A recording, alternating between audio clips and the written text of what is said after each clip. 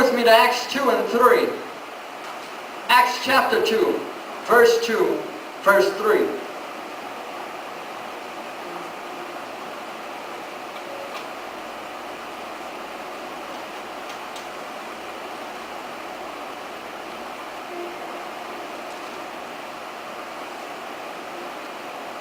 It says, and suddenly there came a sound from heaven as a rushing mighty wind, and it filled the house where they were sitting.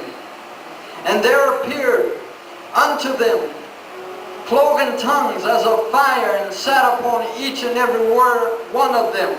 I heard the Lord say, there's a fire that has been stored up from generation to generation that is being poured out on you now. I said, God, but hasn't there been fire on every generation? He said, yes, but he said, I've been causing it to intensify. I've been causing intensification to happen.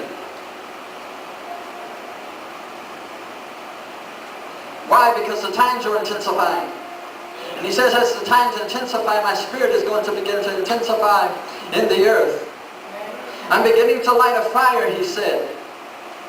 The reason why there's been such a dryness is because dry things burn faster. And he said, I'm fixing to invade your church house. I'm fixing to invade your life. He said, where there's been dryness in your life, where there's been dryness in the church, he said, I'm coming in and I'm setting a fire.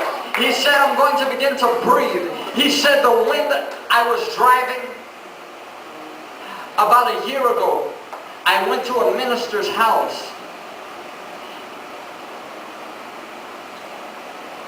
A young youth pastor. And we had a meeting together. After the meeting, he prayed as he normally did, as he normally does. And I sat in his house, and I did not say a thing. The Spirit of God had so gripped me.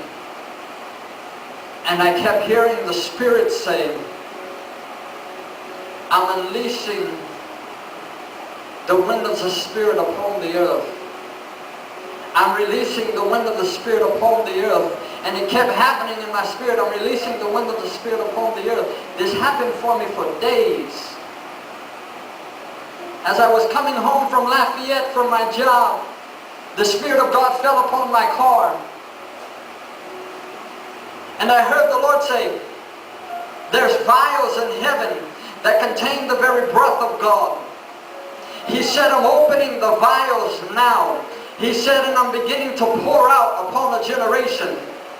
He said, why? Because when I send the fire upon you, he said, there's coming such a wind upon you that when I begin to breathe and the fire blows, he said, you'll become an uncontainable wildfire. He said, whenever you stand around those who hunger and thirst just as you do, whenever you stand in America, whenever you come into your church house, I'm telling you, I'm praying a fire on you tonight.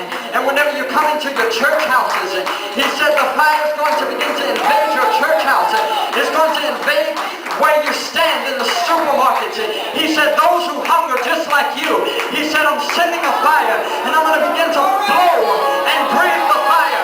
And he said, it's coming on them, and it's coming on them, and it's coming on them. I'm sending the fire, says the Spirit of the living God. He said, I'm not sending fire upon your churches to say, hey, look, we have a fire here. He said, no. But he said, when men, women, and children begin to fill the house of the Lord, he said the fire will so grip their bodies. He said they're going to begin to say, God, purge me. God, purify me. God, sanctify me. This is a holy thing you're doing. This is a holy move you're doing. If you're hungry for the fire of God, I'd ask you to come to the right of me, because I want to lay hands on you. If you need a miracle and you're hungry for the fire of God, I ask that you come to the left of me. If you want the fire of God, come to the right. If you need a miracle, I'm going to pray for a miracle and also the fire of God to hit your body. If you will, you can come up.